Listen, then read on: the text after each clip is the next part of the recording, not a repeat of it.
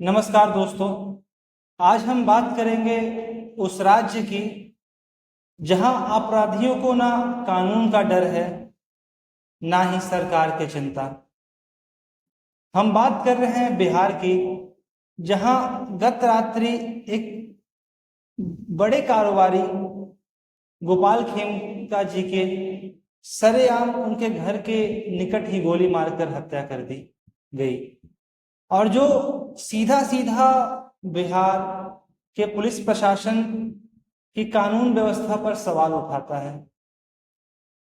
गोपाल खेमका जी एक प्रतिष्ठित कारोबारी थे, एक समाज सेवी थे और उनका अच्छा खासा नाम बिहार में था। यहाँ तक कि वो भारतीय जनता पार्टी के नेता भी थे।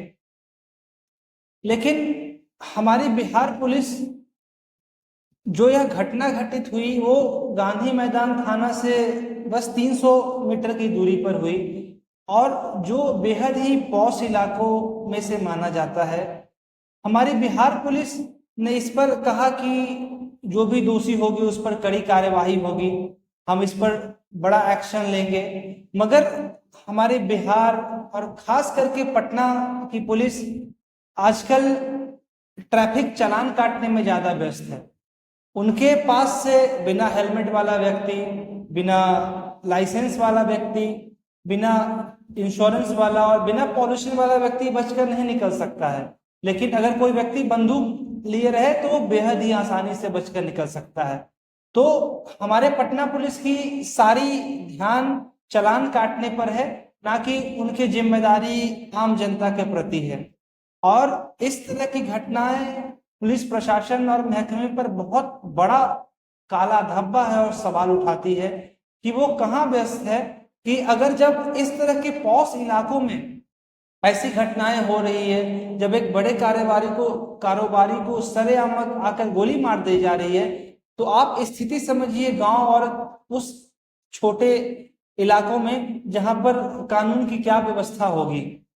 मेरा सवाल बिहार के सिर्फ पुलिस प्रशासन से सीमित नहीं है, मेरा सवाल बिहार के राजनेताओं से भी है, भले ही वो सत्ता पक्ष के हों या विपक्ष के हों। सत्ता पक्ष और विपक्ष दोनों एक दूसरे पर ब्लेम गेम और अपनी कुर्सी बचाने के प्रयास में लगे रहते हैं। बिहार के नेताओं को बिहार की जनता की परवाह नहीं है, भले वो सत्ता पक्ष के हो और विपक्ष के। उन्हें बस चिंता है कि मेरी कुर्सी बची रहे, मेरी कुर्सी हमेशा मेरे साथ रहे। विपक्ष कह रहा है कि ये जंगल राज आ गया, सत्ता पक्ष कह रहा है कि ये विपक्ष की चाल है। और आप अपने कार्यकाल में देखिए कि किस प्रकार का जंगल राज था। तो क्या मैं उन नेताओं से पूछना चाहता हूं कि क्या हम कोई कंपटीशन कर रहे हैं कि आपके वक्त में कितना आपराधिक घटनाएं हो रही थी, कितनी गुंडाई हो रही थी, कितना जंगल राज था, और अभी के सरकार में, शासन में किस तरह की घटनाएं हो रही थी। नहीं, बिहार को एक सुरक्षित बिहार और सुरक्षा की जरूरत है यहाँ के लोगों की, ना कि इस तरह का आरोप प्रत्यारोप करने का। बिहार की जनता डरी हुई है, बिहार के लोग डरे हुए हैं, बिहार के जो कारोबारी हैं वो डरे हुए हैं। वह इस विचार में है कि मेरा जीवन ही सुरक्षित नहीं रहेगा तो हम बिहार में आकर क्या कारोबार करेंगे। और आम जनता तो सिर्फ भगवान भरोसे ही है। अगर हम इस तरह की घटनाएं पर रोक नहीं लगा सकते हैं और इस तरह की घटनाएं होती रहेगी, तो हम किस उम्मीद से यह सोचेंगे, यह चाहेंगे कि बिहार में बड़े बड़े उद्योगपति यहाँ पर अपना कारोबार करने आए।